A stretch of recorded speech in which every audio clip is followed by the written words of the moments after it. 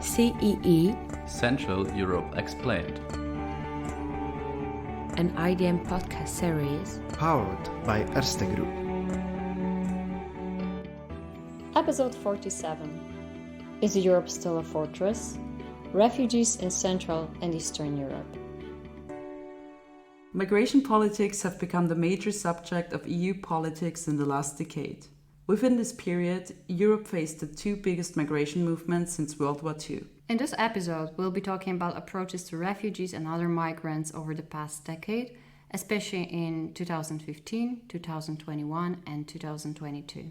Welcome to CEE, Central Europe Explained. My name is Melanie Jaindl. And my name is Malwina Talik. We are both research associates at the Institute for the Danube region and Central Europe. Melanie's regional expertise lies within the Western Balkans. Malwina focuses on the Visegrad countries, in particular Poland.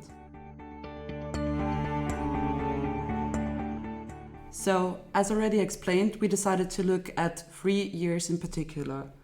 Starting with 2015, the so-called long summer of migration was undoubtedly decisive for the following trajectory of European politics.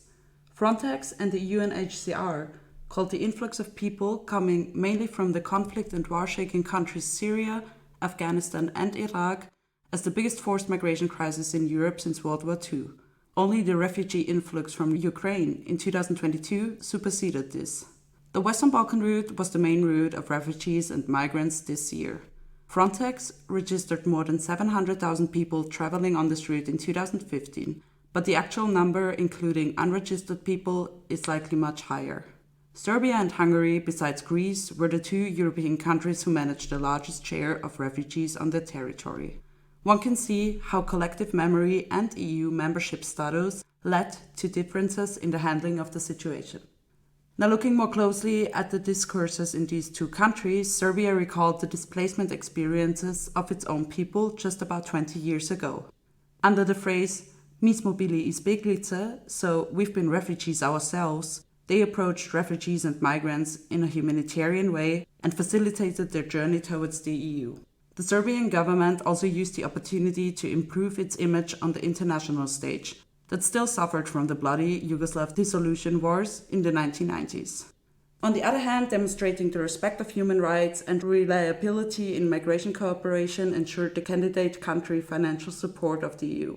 Looking at Hungary, although Hungarians also have their own displacement experiences from 1956, these do not play a role in today's national identity. The image of being a protector of the Christian borders in Europe, on the other hand, is prominently upheld in collective memory. Hungary's government showed its hostile face against refugees and other migrants, calling them terrorists, sex offenders, and backwards. At the same time, the Orban regime opposed anything that counters the image of a picture-perfect Hungarian. So national minorities, oppositional politicians, the liberal so-called lying press, and George Soros. Although Hungary is a member state, EU cooperation reached an all-time low.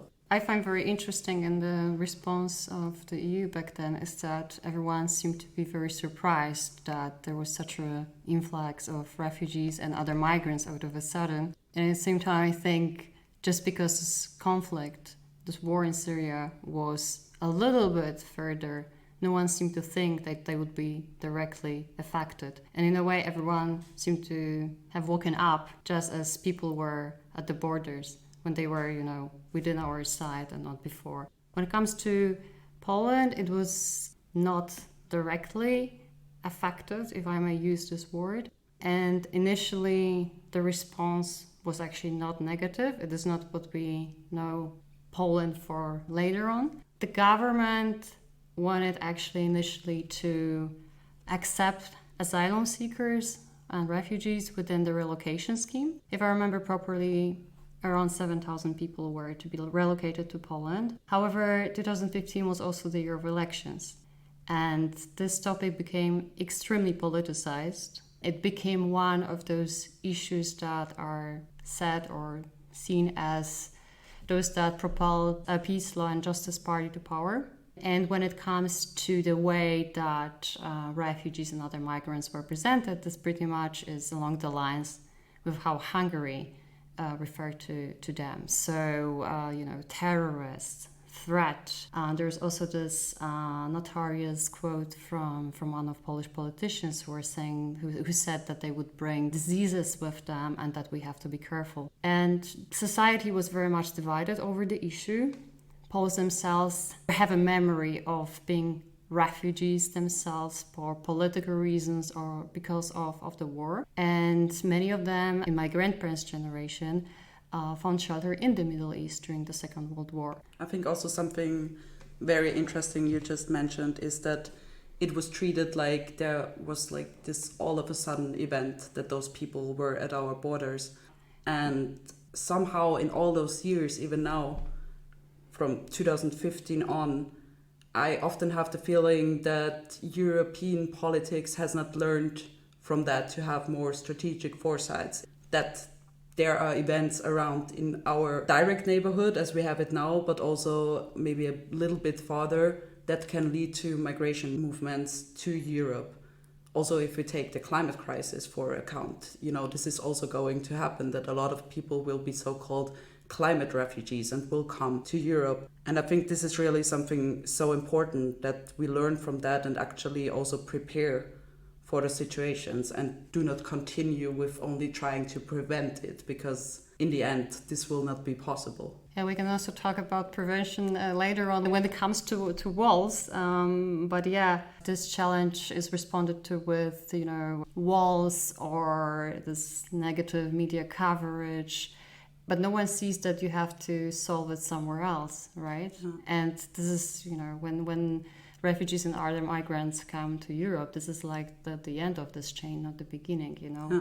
So you have to also take some measures, not necessarily to stop people, but to help solve problems there and then, because no walls can stop them from coming. Mm. They might just make it more dangerous for them and probably more costly. But there is a reason why someone decides to go on this really hazardous journey. Many politicians see refugees, other migrants, and smugglers, as a part of cooperative group, one gang almost, but they don't see that very often those people are also victims of smugglers who are also being abused. And maybe just to add to this, I see it so often in politics, but even on conferences with experts, that migration and asylum is mostly discussed with security measures and lesser with actually integration measures. And I think this is also something that needs to be shifted to actually deal with the people that will eventually come. Because even if we can maybe limit the number or lower the number with border fences, whatever, if Europe really decides this is what Europe wants to do, to become this notorious fortress, we can never reach a number 0. And so we also have to think about ways of how to deal with the people that will eventually come. Now, there's this shift from the human dimension to more security. And this is where money is invested to, right? This is where this threat discourse comes in. But somehow, again, this other aspect totally disappears. And I agree that this is something that should be taken more care of. And what I also found puzzling in 2015 is that Hungary, that you mentioned, was one, and I think still is, one of those countries that are in demographic difficulties. Actually, they need more people. And at the same time, that was exactly the country that was opposing refugees and other migrants who could be part of the solution, Indeed, there is this idea of Ivan Krastev and Stephen Holmes that they put out, that these populist reactions in Central and Eastern European countries that, as you said, also have high emigration rates. So this stance actually stems from that they are actually upset that the West has opened the doors to their own societies. So they don't face these challenges by integrating people from other societies, but rather to rail against the West and the open doors policy of the West to kind of give an incentive for their people, now looking at Hungary, for example, for Hungarians, to come back to the homogeneous homeland or to stay there and say, so they actually campaign against the West so that their own people don't leave, and using those narratives like you don't want to live in those multicultural societies. Look, they have so much problems with all those immigrants that came, so rather stay in Hungary. But this all stems from actually their own people migrating to Western European societies. And I think it's a really interesting thought. Yeah, at the same time, this allegation that look how many problems Western countries have, like France or the UK.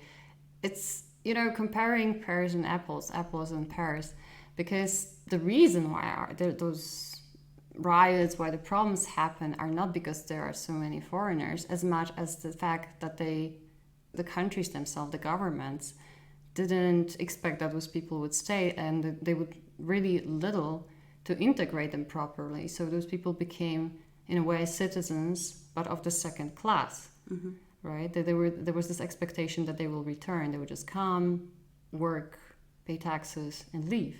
And this is a challenge that, of course, other countries, also in our target region of the IDM, have to face now. But I think we'll come to that soon.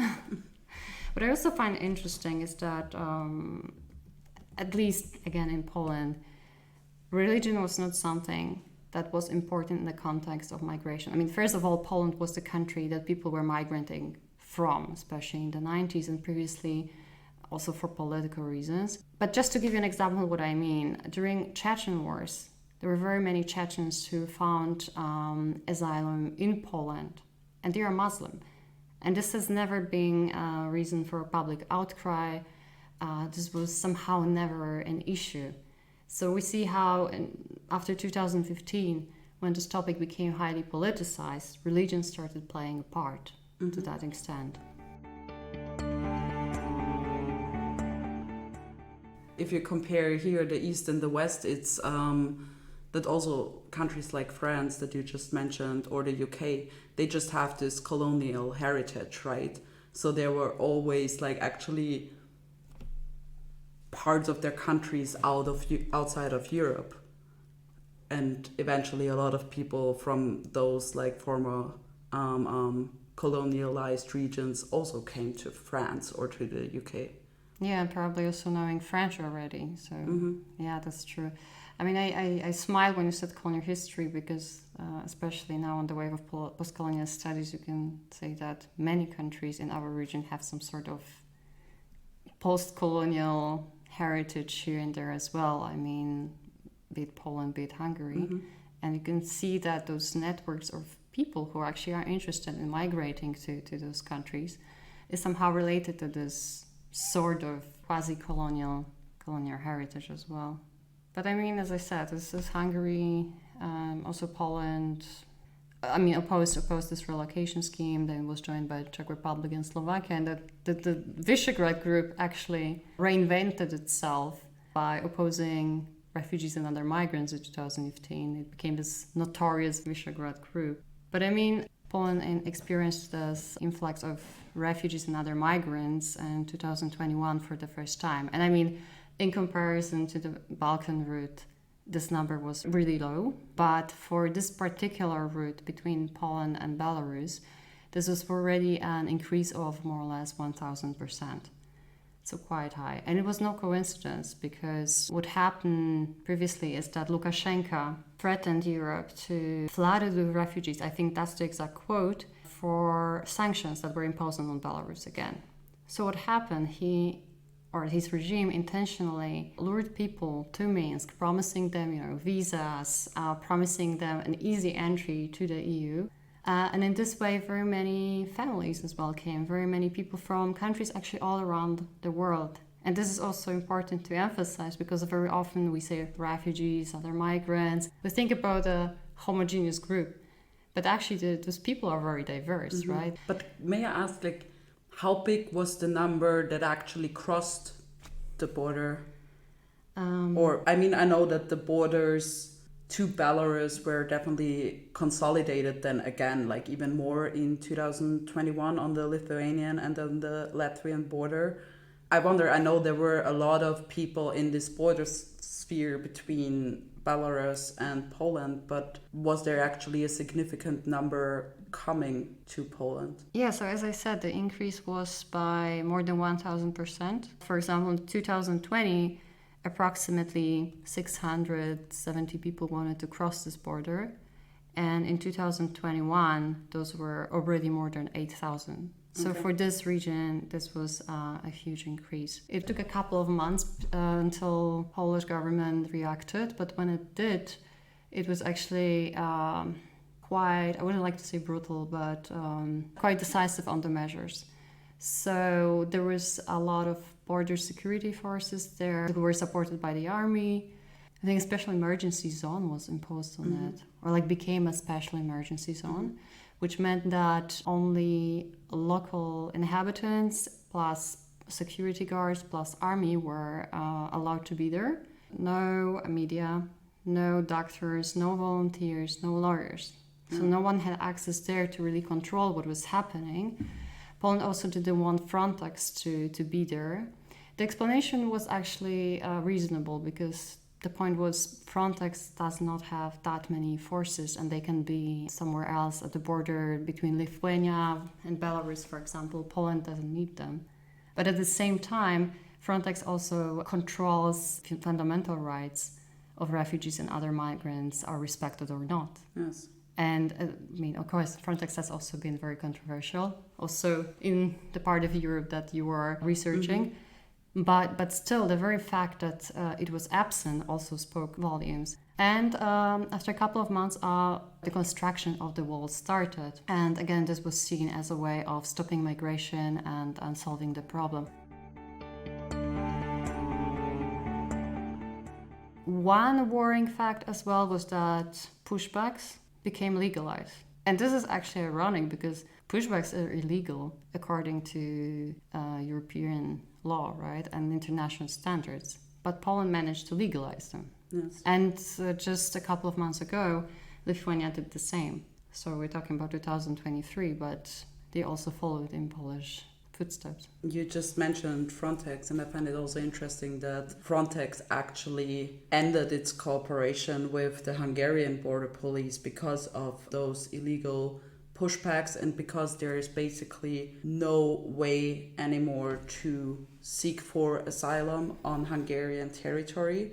So you actually have to be, for example, you can seek asylum in an Hungarian embassy in Belgrade, in Kiev, but you're not allowed anymore to actually enter the border and seek for asylum there, which obviously is also not according to international law. So Frontex had to end its cooperation on the Hungarian-Serbian border. So you can imagine how bad it has to get if even Frontex doesn't want to work with you anymore. Sorry, mate, be a bit controversial here. Well.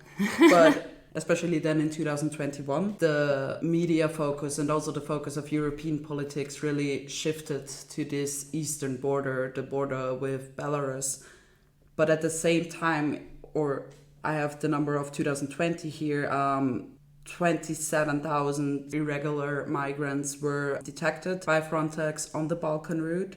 And you have to add to this number also the people that are so-called stranded in the region for years now, since Europe decided to or attempted to close the borders on the Balkan route, also as a result of the EU-Turkey deal. So we actually had still larger number in this region, which was mostly still neglected at this time in the public discourse in Europe. But I find it surprising, how easily those topics, topics we are talking about people, disappear from media. Like Yes. how quickly the attention is being shifted. We'll see, of course, later when we talk about refugees from Ukraine. As you already mentioned, media, when I think about media framing of the situation, of this humanitarian crisis at the Poland-Belarus border, because very quickly it turned into a humanitarian crisis, is that public media, which are close to the government, were portraying, those people who are trying to cross the border as a threat. Opposition media painted a different picture and were trying, to call for solidarity. Many people were also, the society was divided because maybe not everyone wanted to let them in, but this didn't mean that they were to be pushed back to Belarus, which we cannot actually call such a safe country for them. We also know that Belarusian forces were forcing very often those people to go. They were beating them as well. So we cannot say that those people were not, or that they were safe there. But I also wanted to talk about when this was evolving, it was the end of the year. And this part of Poland is one of the coldest, which meant that, many people were stranded somewhere in the primeval forest. The border between Poland and Belarus is around 400 kilometers long. It was very cold. And I don't know, how can you survive 2 weeks there? There were volunteers who were trying to help them. This was actually criminalized, right? So supporting migrants and refugees there was being penalized, right? It's actually also something we see in the Mediterranean, where sea rescue missions are criminalized. Yeah, and actually the number of those ships that can help them is limited, yes. Right? If I'm not mistaken. As you just said, those people were really the victim of those policies. Maybe Lukashenko is here in the main driver of those developments, but still the Polish and the Lithuanian government also accused him of hybrid warfare. So basically they equated refugees and other migrants with weapons, right? And they humanized them in that way, because yes. In a way, you call someone a warfare, and this does not mean that you should not support those people, because they became almost a ping pong ball between two countries. One side pushed them back, another one forced them to go to Poland, and I find it problematic because actually in a way you were a double victim. Now, what I also find important to emphasize here is that the way the EU and other member states reacted was a little bit disappointing, I would say, because in this case, of course, Lukashenko and Belarus were condemned, but at the same time, they didn't condemn Poland for the measures, like even legalizing pushbacks, which are not in line with the EU law. This has not been really condemned. Actually, I think even that they really supported Poland, right? In they are supporting the EU borders. And this is what the discourse was about, right? And again, we come to the security, right? And the security of the borders. And we forget the human dimension of this of the situation, right? And human drama here. And this is why it was interesting to observe what happened when Russia invaded Ukraine in February 2022. And there was this huge influx of refugees coming also to Poland. And I would say it was not so obvious that Poland would be that welcoming. But what was a game changer in this case was the political will, where the government opened the borders instead of closing them and erecting walls, where the civil society was very much encouraged to open their houses to refugees, to help them. And there were many reasons for that. Of course, shared enemy, I would say, but also cultural similarities in a way. So I think not only the Polish society and not only Polish politicians, but also those in Europe saw themselves in Ukrainians in a way. Mm-hmm. And of course, this led to this discussion about double standards, right? Is it that Ukrainians were white and Christian, and this is why they were welcomed? Why was temporary protection directive not activated in 2015? There were many voices calling for it, but this has not happened until 2022. Yes, and also given that we talk about a much smaller number actually in 2015, and also still now, if we look back at the year 2022, what I find interesting when we look at media or politician statements about 2022, there's often now said we had 1 million asylum applications in Europe, but these do not include 4 million Ukrainians who also sought for shelter in Europe. And I never understood why we do differentiate between those people. Why don't we just say, okay, we have 5 million asylum applications in Europe? And here we see that still those people coming from North Africa, from the Middle East, from Asia are securitized in general.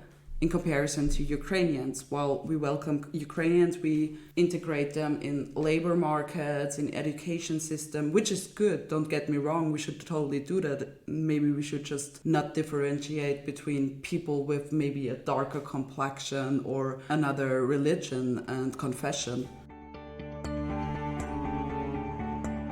If we look, and here the topic integration and the inclusion comes again, and at the absorption capacities of countries. And I mean, a lot of Ukrainians actually wanted to stay in Poland in comparison to maybe a lot of the refugees and other migrants that came through the Balkan route who then traveled further. They didn't want to stay in Serbia and Hungary. They wanted to go to Sweden, to France, to Germany. A lot of Ukrainian refugees actually wanted to stay in Poland, which is probably because the language is similar. There's like more cultural proximity, right? Yes, but I mean, yes, but you know, the relations between Poland and Ukraine were also not free of stereotypes, conflicts. They were not necessarily easy, but it's true that there was this geographical proximity, cultural proximity in a way. There were communities already present. Yes. I mean, 1 million Ukrainians lived in Poland, you know, on the eve of the escalation of the war. But what is also interesting in this context is that when the war actually started, and I talk here about the beginning of the war in eastern Ukraine and about the annexation of Crimea, there were very many Ukrainians from exactly those regions who were seeking asylum in Poland, but you know, the applications were rejected. But what was offered to them, work permits. And so they came not as refugees, or they weren't asylum seekers, they came as workforce to Poland, right? And I also find it a little bit ironical. Poland is not that generous when it comes to offering asylum places, but its economy really needs workforce. Mm-hmm. Yeah, it's good that you mentioned this, because those refugees from 2014 and onwards are also called the forgotten refugees, so it's, I think, good that we at least mention them here and don't forget about them and their situation. What I maybe also just wanted to say is also something about, I think if we talk about distribution of migrants and refugees in the European Union, while we definitely have to avoid cherry picking on both sides maybe, because we also have to talk about that maybe a lot of migrants, they want to go to Germany. So it's hard to distribute people, let's say, to Poland, to Hungary, to Czechia, if they actually don't want to go there. This is one side. But then also on the host countries' sides and on the receiving countries' sides, to see also how is the integration and inclusion system there, with which people could they deal best. You know, are there experts that, for example, speak the language of those people that will be distributed to them, etc.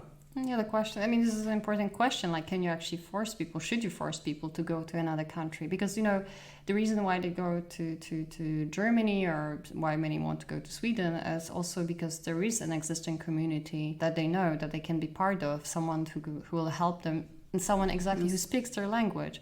So it's not necessarily only the way that some politicians painted that, oh, they go there because social system is so generous.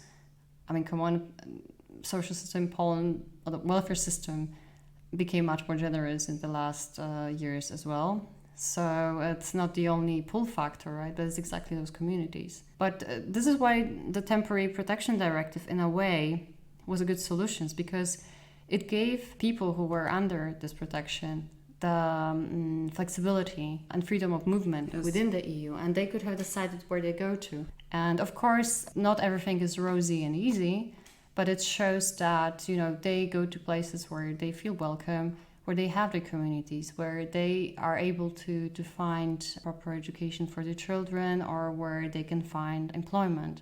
Of course, we can also speak of many of them returning to Ukraine.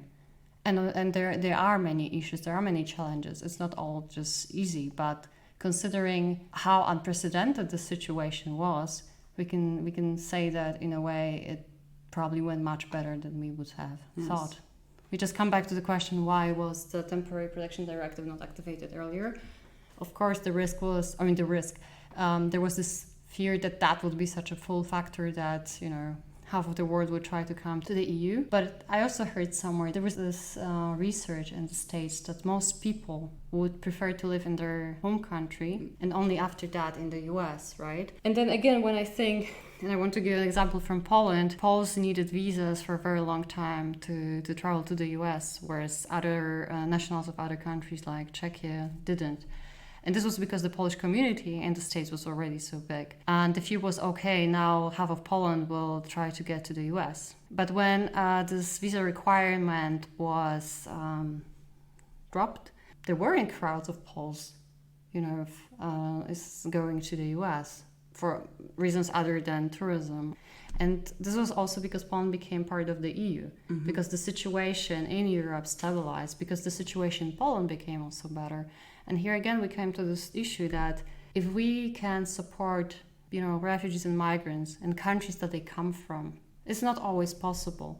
But instead of, erecting walls and fighting them, if we try to find some incentives there on the spot, if we support them instead of penalizing them and criminalizing them, maybe we can find a solution. You definitely find that with the refugees from the Middle Eastern region as well. It's the smallest share that actually comes to Europe, and there is also this myth that everybody wants to come to Europe. Most of the people are actually internally displaced. They stay within their countries or go to neighboring countries. The country that had the highest share of refugees was actually Turkey, for example.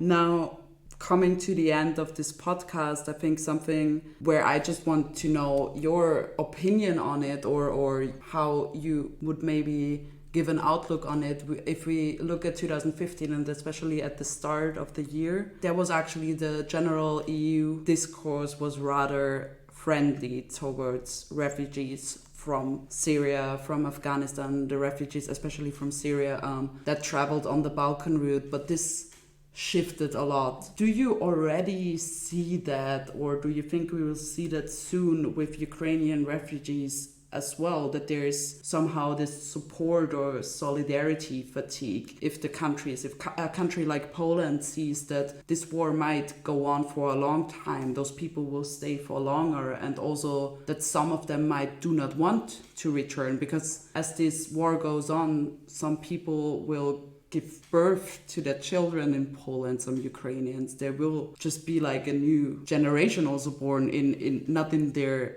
the country of in the home country of their parents. So how do you see the situation? Will this change in Poland? Will the hospitality again for refugees from Ukraine continue? No one knows future for sure. You can only rely on what you know so far, what you have observed so far. Of course, there has been a drop. And there has been some sort of fatigue, especially because very many people were hosting Ukrainians at their homes. But in comparison to other European countries, the support is still relatively strong.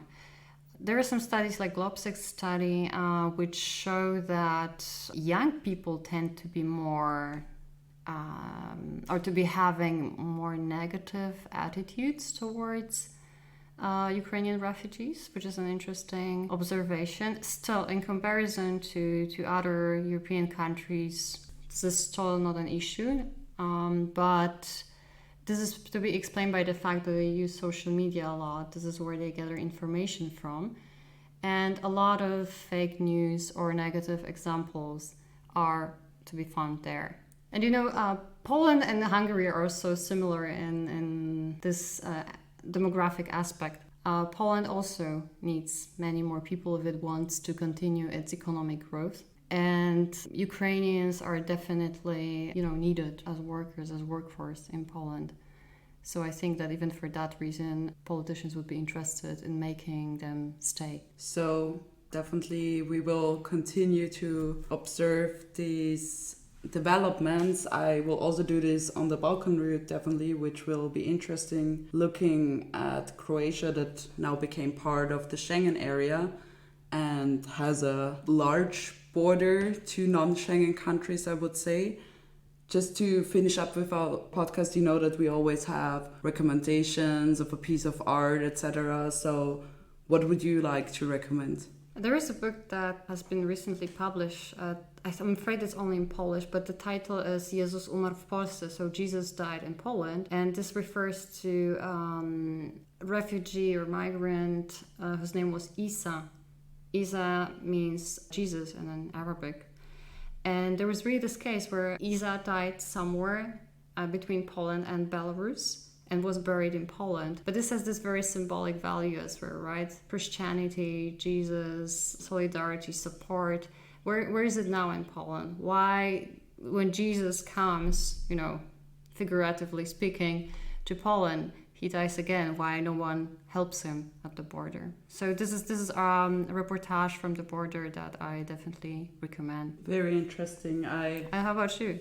My recommendation is a piece of art in this case. It's called The Passage by Selma Banich, and it is memorial portraits that are stitched on botanically dyed fabric.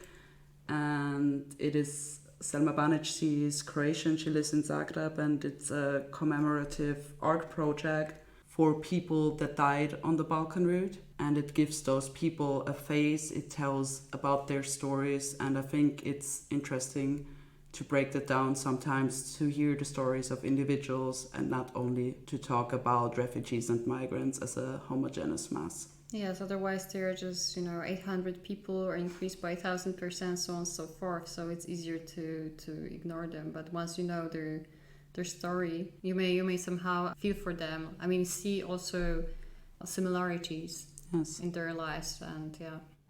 This was Central Europe Explained. We thank you for listening, and we hope you listen also to our other podcast episodes. Thank you, and hear you soon. This was CEE, Central Europe Explained, a podcast series produced by the Institute for the Danube Region and Central Europe. If you enjoyed listening to us, make sure to subscribe to the IDM podcast series on your favorite podcast platform. Additionally, you can explore our other work on our website www.idm.at.